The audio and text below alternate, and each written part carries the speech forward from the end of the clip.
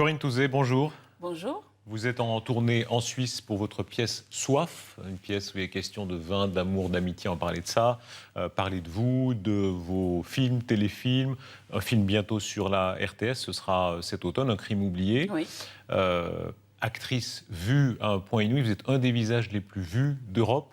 Au moment de maximum d'audience, c'était quoi? Presque 10 millions? 12 et demi. 12 et demi, 12 millions et demi. Ouais. Comment est-ce qu'on est le matin, le lendemain matin d'un film qui est passé à près de 12 millions et demi de personnes? Le lendemain matin, d'abord, on ne sait pas trop ce qui s'est passé parce qu'on a du mal à réaliser. Mais on est très fiers. Je suis très fière du succès de La Femme d'honneur, qui en plus, vous le savez, rediffusé tous les week-ends et multidiffusé, je crois, chez vous sur TMC, c'est ça? Voilà, non, puis parce que je suis au théâtre depuis 4 hivers et que les gens viennent me voir et me parlent de La Femme d'honneur et de l'amitié qu'ils ont pour elle. Donc, c'est touchant. Isabelle Florent, une flic, mais en même temps maman. Gendarme, pardon. Oui, c'est deux mondes. On ne sait pas très bien si elle est morte à la fin. Hein. On ne sait pas très bien si elle est morte à la fin. Elle est morte ou elle n'est pas morte? Elle a été blessée. Ouais. Alors, voilà, la question que tout le monde me pose, c'est... Voilà. Donc, elle peut très bien se réveiller dans cette ambulance qui l'emmène à l'hôpital, en fait. Hein. C'est très flatteur quand même pour une actrice de se confondre comme ça avec un personnage aussi populaire qui meurt à la fin, mais on ne sait pas vraiment. Franchement, c'est le rêve. Alors, je dois vous avouer que c'est un peu de ma faute tout ça, parce qu'il y a 3 fins qui ont été... Il y a une fin qui a été écrite, qui a été proposée par les auteurs.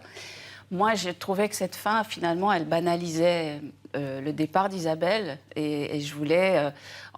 qu'il y en ait une vraie de fin, en fait. Et je dis, pourquoi ne mourrait-elle pas? On m'a dit, oh, sacrilège, c'est impossible, les gens vont être trop malheureux, etc. Donc, voilà, on a aménagé la chèvre et le chou, mais c'est un peu de ma faute si je me fais tirer dessus à la fin. On va revenir à La Femme d'honneur dans un instant, mais d'un mot encore sur cette masse de téléspectateurs. Actrice populaire, c'est un mot qui vous va? Alors, c'est un mot que j'aime, c'est un mot dont je suis fière, mais qui est très dur à porter, et non pas pour moi, mais pour l'intelligentsia de mon tout petit milieu, qui fait que finalement on finit par avoir honte d'être populaire et d'avoir du succès. C'est pas très chic. Moi, j'en suis fière parce que je pense que c'est comme ça que je réussis à être toujours là aujourd'hui et à ce que les théâtres soient pleins. Et je peux pas toucher du bois, la table est en verre. C'est du verre. En tout cas, effectivement, théâtre plein, Soif. C'est une pièce où on boit, évidemment, et on ne boit pas de l'eau. D'abord, c'est une pièce écrite par Fred Noni, qui est auteur et acteur de théâtre depuis bien plus longtemps que moi. Effectivement, c'est une pièce qui parle de la vie, donc de la vie qu'aiment les Français, c'est-à-dire bien boire, bien manger, mais de l'amitié et de l'amour, au travers de ce partage. C'est une soirée où un homme et une femme, donc elle et lui, vont partager du vin, du bon vin, parce que lui est amateur de grand vin, elle aussi. Vous citez les marques, hein, vous citez les noms. Tous ceux qui aiment le vin adoreront ça, parce que vous humez le vin, voilà, il y a un petit parfum de cannelle. On en parle, voilà, la vanille, la cannelle, la cerise, etc. J'ai appris tout ça, c'est très intéressant, mais j'adorais ça. J'ai une très jolie cave chez moi, donc je suis une folle de Bourgogne, c'est ma passion. Pendant la pièce, vous buvez, normalement on ne boit pas sur scène, mais vous buvez du vin vraiment? On boit pas mal. Ah oui, quelle quantité quand même? Venez, oui, j'espère que vous viendrez. Il paraît que quand on sort de ce spectacle, on a très faim et très soif. Ouais. Alors, la petite anecdote, si j'ai le temps, c'est pas très long, c'est quand, lorsque nous avons joué tout l'hiver à Paris, en face, dans cette petite rue du 9e arrondissement, il y avait un petit restaurant, à chaque fois que les gens sortaient de la pièce, ils se précipitaient dans ce petit restaurant et ils demandaient ce que nous mangeons sur scène, c'est-à-dire des huîtres, du foie gras, etc. Et ils n'avaient pas, parce que c'était une crêperie. Et ils ont changé le menu de la crêperie pour pouvoir honorer tous les gens qui sortaient de la pièce et leur offrir des huîtres, du foie gras. Là, vous serez en tournée en Suisse, hein, à Payerne, Neuchâtel, Vic, Gland, Genève, Puy. Vous pourrez boire des vins suisses? Alors, nous allons en déguster et peut-être participer à des dégustations avec les gens, d'ailleurs, parce que c'était ça un petit peu le but du jeu, c'était de partager, après le spectacle, un moment chaleureux. Donc, j'espère et je crois, d'après ce qu'on m'a dit, que ça aura lieu. Je ne connais pas les vins suisses, donc je suis super contente, parce qu'il paraît que ce sont des grands vins. Voilà, on en a déjà parlé. Alors, il y a des cuites, hein, c'est aussi l'histoire presque d'une cuite. Boire sur scène, c'est pas si facile, parce qu'il faut, j'imagine, pas trop charger le jeu. Et en même temps... Voilà, je bois des litres d'eau avant, je bois des litres d'eau après. Bon, j'ai un petit secret qui me permet de tenir, mais ça, je ne le dirai qu'après que les gens aient vu le spectacle. Je ne veux pas dénaturer. C'est comme les magiciens, je ne vais pas donner mon secret. En revanche, oui, il y a une cuite qui fait que ces gens-là, c'est cet homme et cette femme, je pense, ne se seraient jamais dit, comme ça nous est tous arrivé un jour, ce qu'on se dit ce soir-là, si on n'avait pas un peu trop bu. Alors après, est-ce qu'on a bien fait? Je ne sais pas. Ça vous est arrivé, vous les cuites, oui? Non, alors moi j'ai un gros défaut, qui aime vraiment le bon vin, et il faut que je reste les pieds dans la terre. À partir du moment où je sens que je ne contrôle plus la situation, j'arrête. Donc j'ai jamais été saoule, en fait. Un nouveau rôle, sortir de ce rôle de flic, enfin de gendarme, c'était difficile? Non, c'était pas difficile. Non, parce qu'en fait, si vous voulez, comme je suis devenue productrice, enfin, j'ai monté ma société de production en 2000. J'ai, grâce à cette société, pu produire des films différents et à côté de La Femme d'honneur, que je continuais à tourner en même temps. Et je me suis offert des rôles absolument magnifiques qui m'ont permis, si vous voulez, de continuer à avoir du plaisir tout en montrant aux gens que je savais faire des choses différentes. Et du coup, quand cette envie de théâtre qui est devenue plus forte que moi, parce qu'à un moment donné, ça me manquait trop, ça faisait 13 ans que je n'étais pas montée sur scène. Donc ça me manquait trop. À un moment donné, il faut que j'arrête, il faut que je retourne sur les planches. Mais ça s'est fait tout seul, ça s'est fait automatiquement en fait. La Femme d'honneur, c'est un de ces multiples feuilletons avec la police qui marche. Hein. Ça fonctionne dans tous les pays d'Europe. Les Allemands adorent ça, les crimis. En France, ça marche tellement bien. C'est un monde qui vous fascinait avant? Alors, c'est un monde que je connaissais très mal. J'ai découvert, comme beaucoup de Français, je pense, parce qu'on m'en parle encore aujourd'hui, que les gendarmes sont des militaires et qu'il y a un code d'honneur et qu'ils ont signé une charte, etc. Alors que tout le monde mélange la police et la gendarmerie. Donc, voilà. J'ai découvert des gens et un vrai corps d'armée, des gens qui m'ont appris beaucoup, avec qui j'ai partagé beaucoup, parce qu'on a travaillé dans des conditions quand même difficiles. Hein. Comment vous êtes entré dans le rôle? Ça date maintenant, hein, mais au début, on a démarré en 94. Voilà, comment est-ce qu'on devient déjà, j'étais une femme, donc il n'y a que 3400 et quelques femmes dans la gendarmerie sur 120 000 gendarmes, donc elles ne sont pas nombreuses. J'en ai rencontré. J'ai rencontré une femme commandant, j'ai rencontré aussi une femme qui va devenir bientôt générale, je crois, de gendarmerie. Donc les choses changent, hein, ça bouge quand même. Dans le maintien, dans la tenue, dans la façon de s'asseoir, de quoi? Non, alors, je ne sais pas si vous avez fait l'armée, non, parce que alors bon. C'était impressionnant. Voilà, de porter l'uniforme la première fois, j'étais super impressionnée. C'est quelque chose de rigide, j'étais un peu coincée, un peu guindée, etc. Et puis je me suis habituée. Je pense qu'aussi le succès de la série a fait que je me sente à l'aise, que les gens aiment, les gens étaient quand même heureux de revenir chaque semaine. Donc voilà, j'ai eu le sentiment que ça a été une rencontre en fait. C'est une rencontre entre moi, un personnage et le public. Jouer avec des hommes, surtout des hommes, hein, c'est particulier? C'est habituel pour vous? Oui, c'est pas très particulier. En revanche, je ne sais pas si vous le savez, à part les 4 acteurs qui m'entouraient, tous les autres gendarmes étaient des vrais gendarmes. Ce sont des gendarmes qui avaient envie de faire ça. Donc, du coup, on avait un apport en permanence de vérité. Quand j'avais un souci, une question, je leur demandais, ils m'aidaient. Tous les scénars étaient supervisés par le CIRPA. Si vous voulez, ce que je pense aussi, hein, c'est qu'en dehors de l'affection que les gens ont pour nous, dans cette série, pour les acteurs qui jouent dedans, il y a une vraie affection en France pour les gendarmes, parce que les gendarmes font un travail de proximité, beaucoup plus que la police qui est dans les villes. Donc c'est pour ça que cette série se situait à la campagne, tout le temps. Les gendarmes qui vous arrêtent ailleurs, hein, puisque la série a été diffusée chez nous et partout, les hommes de... ils sont contents de me rencontrer. Ils vous laissent passer les amendes? Pas toujours. Non. Mais ils vous font la remarque, toujours? Toujours, oui. Succès énorme, hein, on le disait, souvent vous tutoyez les 10 millions de téléspectateurs, parfois plus. La séduction, vous avez un public qui a, dans toutes les palmarès des plus belles femmes, vous avez été 1000 fois cité. Ouais, ça c'est pas à moi qu'il faut parler de ça. Moi je suis quelqu'un de très timide, je suis quelqu'un d'assez pudique. Bon, vous êtes googlisé quand même, si vous tapez votre nom sur Google.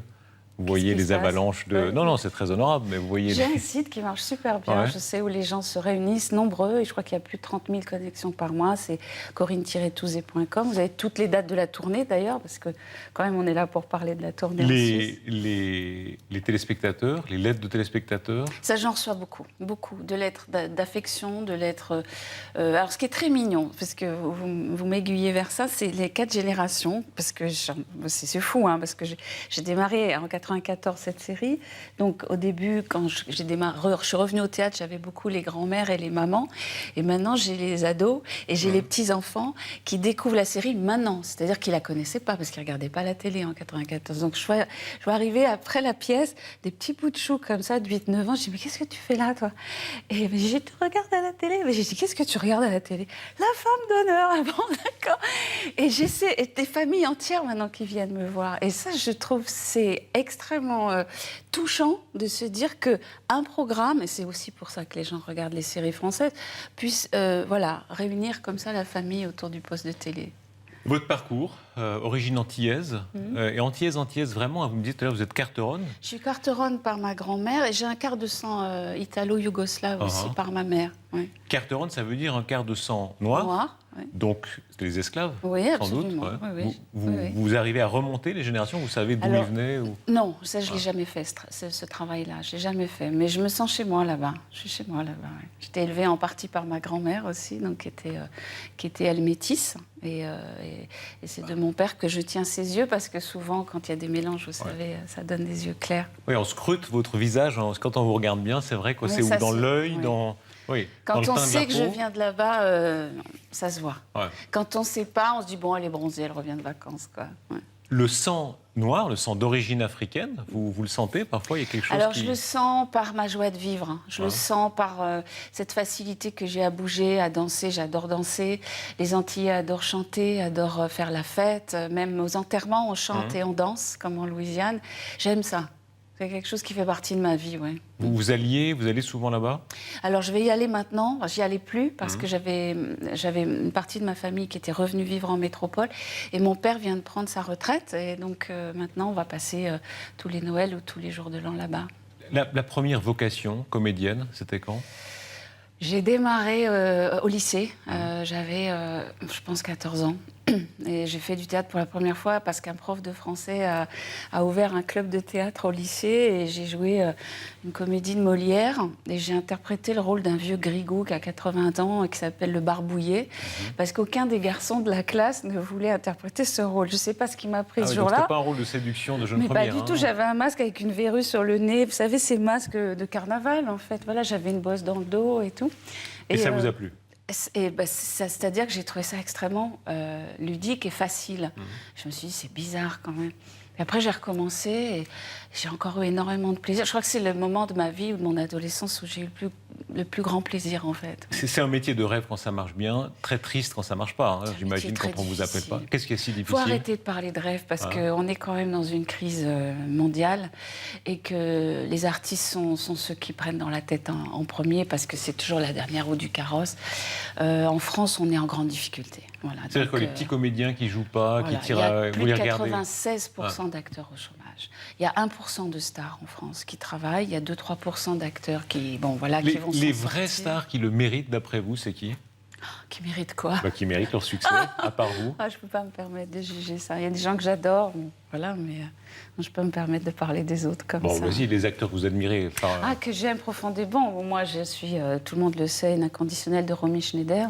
C'est une femme qui a fait que j'ai eu envie de faire ce métier, très profondément. Les films de Claude Sautet. Je passais le conservatoire avec une scène de César et Rosalie. Et puis, moi, je suis une dingue du cinéma italien. Donc, Sophia Loren. D'ailleurs, je vous informe, grand scoop pour la Suisse, attention. Je vais jouer La journée particulière l'an prochain, donc adaptée du film d'Ettore Scola. Au Festival d'Avignon. Il y a quelque chose de Sophia Loren chez vous. Merci, c'est gentil. Le cinéma français, vous pouvez avoir là-dedans assez dur contre lui. Vous dites il y a souvent pas d'émotion. Non, ce qui me dérange, c'est cette dichotomie qu'il y a entre, je ne sais pas pourquoi, parce qu'on fait le même métier, en France en tout cas, entre le cinéma, la télévision et le théâtre. Je pense que, comme aux États-Unis, je ne vois pas pourquoi les Français seraient différents, c'est le même métier, on fait le même métier, simplement. Sur un plateau de télé, ce qu'il faut posséder, c'est la technique, la caméra, la lumière, le micro, etc. Mais on est comédien, on ne l'est pas, donc on est bon ou on est mauvais. Donc, ce qui me fait souffrir un peu, c'est que les gens de cinéma chez nous estiment que nous, les acteurs de télévision, comme ils nous appellent, ce que je trouve déjà assez péjoratif. Comédien de film d'auteur qui a 20 000 téléspectateurs, il est forcément jaloux quand vous en avez 10 millions. Je pense pas. Non, je pense pas. Je pense que c'est juste une forme de snobisme un petit peu chez nous en France. Vous en avez souffert? Oui, beaucoup. beaucoup. À quel moment, quoi, dans les grandes cérémonies de cinéma ou Oui, mais c'est une forme de mépris, si vous voulez. Moi c'est pas moi, personnellement, moi, avec moi-même. Ça m'intéresse pas beaucoup, moi, de parler de moi. Mais c'est la façon dont le cinéma, le théâtre et la télé ne se rejoignent pas en France, en règle générale. Ce que je trouve dommage, parce qu'un film de cinéma ne peut plus se faire financièrement sans la télévision. Donc pourquoi il n'y aurait pas cette ouverture-là, ces échanges-là? Moi, ça me passionnerait, vraiment. En tout cas, ça fonctionne. Hein. C'est des séries tournées souvent plus vite. Ça, c'est vrai que le cinéma classique. Oui, malheureusement. Oui. Ouais. Depuis de plus en plus vite et beaucoup trop vite. Quand c'est bâclé, ça se voit? Oui, ça se voit, bien sûr. Exemple? Ah, vous voulez que je balance? Je balance. Je balance pas en Suisse, les enfants. Je balance pas en Suisse. Ça vous arrive de regarder des séries et de vous dire c'est vraiment de la daube, non? Non? Si? Comme vous y allez. Non, j'y vais pas là. Après, je vais me retrouver au zapping à Canal, ça va être un cauchemar. Non, moi, ce que je peux vous dire, en tout cas, et là, c'est une façon de vous répondre, c'est que je regarde toutes les séries américaines et que je pense qu'il y a du chemin à faire. Alors, le meilleur du meilleur à voir dans les séries américaines, c'est quoi? Alors, je suis une dingue de... Je ne sais pas si vous connaissez, parce qu'elle n'est pas encore diffusée en France. C'est une série qui s'appelle Trémé, qui se passe en Louisiane. Donc, vous connaissez? Non. Ah bon, c'est juste un pur chef-d'œuvre. C'est suite à Katrina, à l'ouragan. Et ça se passe vraiment sur place avec la Louisiane dans l'état dans lequel elle est aujourd'hui. La reconstruction de cette ville, etc. C'est absolument sublime. Des acteurs incroyables. La musique aussi, parce que je suis une folle de blues et de jazz. Donc, voilà. J'ai regardé sinon Two Heroes. Donc, ça vous parle, Heroes. J'ai tout 24 heures aussi. J'adore cet acteur. Oui, donc vous êtes actrice de série et fan de série. Ah non, hein. oui. Ah oui. Ça veut dire quoi? Vous êtes comme ceux qui vraiment attendent la Six suite? Feet Under, c'est... j'ai regardé Six Feet Under les uns après les autres. Je crois que ça m'a pris, je sais pas, 2 semaines. Je pouvais plus m'arrêter. J'avais les yeux qui me brûlaient tout rouge à 2 heures du matin. Je disais, bon, faut que j'aille me coucher. Non, il faut vous dire une chose, quand même. Il faut que je sois sérieuse 5 minutes. C'est que du fait de produire, je suis obligée quand même de m'intéresser à ce qui se passe ailleurs. On ne peut pas être tout le temps comme ça, centré sur un petit pays. Bon. Donc je m'intéresse à tout. Je m'intéresse aux télévisions anglaises, aux télévisions américaines, aux téléfilms allemands. En plus, on a beaucoup de festivals, vous savez, en France. Donc ça nous permet quand même de nous intéresser, de regarder le travail des autres. Et sur les séries américaines, moi, de regarder les acteurs travailler. Je m'occupe aussi du cadrage. Je fais attention au dialogue. Je peux grandir comme ça. Je peux apprendre aussi des autres, beaucoup. Le jeu, il a évolué. Vous êtes maintenant une actrice très, très confirmée, hein. Depuis le départ de Femme d'honneur, il a évolué. C'est-à-dire que c'est la maturité. La maturité. Ça se voit comment, ça? Un acteur, c'est juste une sorte de mec qui se balade avec des valises, quoi. Et là, c'est plus des valises que j'ai, c'est des malles. Parce qu'en plus, moi, j'ai tourné beaucoup à l'étranger. Je parle 4 langues. Donc, j'ai tourné en Italie, en Allemagne, en Angleterre, aux États-Unis. Je me sens, si vous voulez... Je me sens plus riche, j'ai encore des tas de choses à dire, des tas de choses à faire. J'espère que ça va continuer, je ne sais pas. Beaucoup d'actrices se plaignent que l'âge les dessert, contrairement aux acteurs hommes. Vous sentez ça? Alors, ce qui est dur, c'est les rôles. C'est-à-dire, nous, on va bien, on prend de l'âge, comme tout le monde, comme vous, voilà. Mais au bout d'un moment, là, c'est difficile. On est coincé. Soit on est jeune première, soit on est grand-mère. Et entre les deux, il faut ramer. Donc, moi, au théâtre... Des femmes comme Catherine Deneuve, qui se débrouillent très bien en faisant un peu du second degré, femme d'âge, etc. C'est formidable qu'elle arrive à faire de l'autodérision. Je trouve ça extraordinaire. C'est une forme d'intelligence, ouais. Les rôles qu'on rêve, que vous rêvez qu'on vous écrive, c'est quoi? Moi, mon rêve, ce serait de jouer une méchante, une horreur, une sorte de saleté, un truc que j'ai jamais pu faire, hein, parce que j'ai un potentiel sympathique qui est bien agréable à avoir, mais qui m'empêche d'aller ailleurs. Et c'est vrai que dans la journée particulière, je vais pouvoir aller vers des choses que j'ai encore jamais fait. Donc, je suis ravie. Là, si vous venez voir Soif, vous verrez, vous serez surpris. Je pense pas que vous m'attendiez là. À un moment donné, je vais jusqu'au bout de quelque chose que j'avais jamais touché jusqu'à présent. Je n'aurais jamais, je le dis sincèrement, pu jouer cette pièce il y a 10 ans. Je n'aurais pas été prête. À un moment donné, voilà, j'ai dit oui, j'ai envie d'y aller. Surtout, ce que j'avais envie, c'est d'être 2 sur scène. C'est-à-dire... c'est très difficile d'être que 2 sur scène. On ne se repose jamais. On est suspendu à un fil. C'est-à-dire que si l'autre se casse la figure, on se casse la figure avec. Ce n'est pas évident. On a vécu comme ça des moments un peu difficiles. Mais en même temps, je dois vous avouer que sur scène, j'ai l'impression de m'enrichir énormément et que je partage avec les gens quelque chose de très fort qui me donne beaucoup d'énergie après pour continuer et avoir envie de faire autre chose. Les rencontres qui ont compté, Roger Hanin? Roger, très grand acteur de série. Roger, oui, a toujours été là. Oui. C'est grâce à lui d'ailleurs que... Oui, et c'est lui qui m'a fait faire la première fois... Enfin, j'ai fait du théâtre bien avant de rencontrer Roger, mais il m'a remis les pieds en selle, puisqu'il a monté Le Misanthrope et qui m'a confié le rôle de Célimène, qui est un des plus beaux rôles du répertoire. Et puis Roger a toujours été là, oui, dans les coups durs. J'ai eu quelques coups durs dans ma carrière, et il a toujours été là.